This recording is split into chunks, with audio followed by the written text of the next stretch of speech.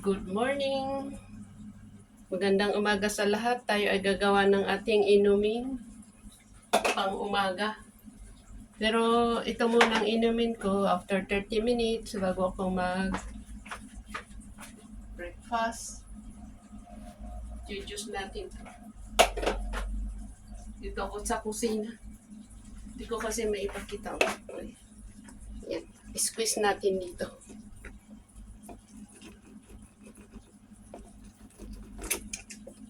Ganyan. Half na lemon.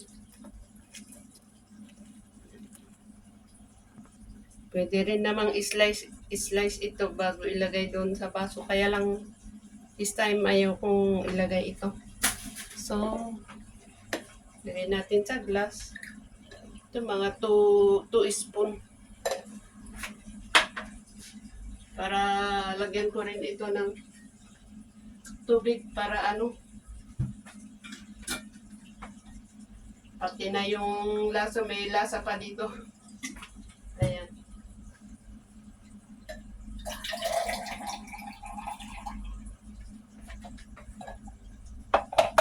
Another more. Then, kunting 90 degrees na tubig para maging warm.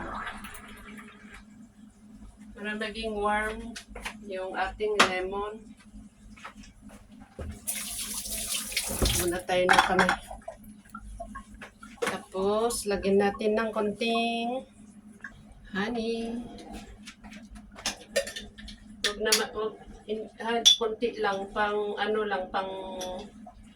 balanse lang doon sa yung hindi maasim, mabalanse lang yung asim.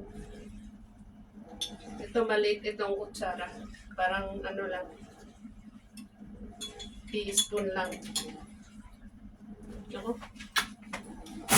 Baka langgamin yung aking drawer.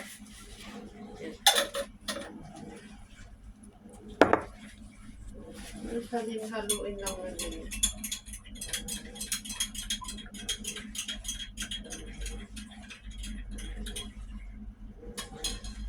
Tingnan na natin.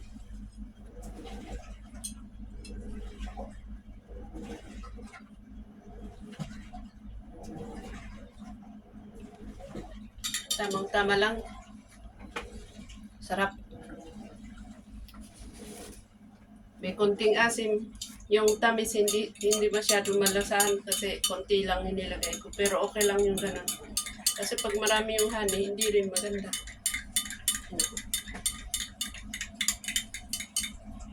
Asukal pa rin yun kahit honey, kahit natural, anong tawag dito? Organic daw. Kahit organic, asukal pa rin, matamis pa rin, may sugar pa rin yun. So, ingat tayo sa paggamit ng honey, kahit organic, kahit 100% pure.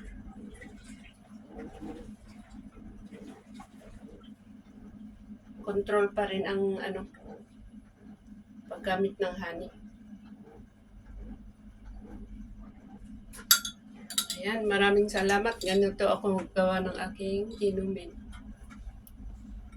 Minabuti kong 30 minutes bago ako mag-breakfast para ma-absorb ko naman yung aking ma-absorb ko ma-absorb ng maayos. Isip ko lang po. Naku, 4 minutes na pala. Bilis naman ng oras. Maraming salamat.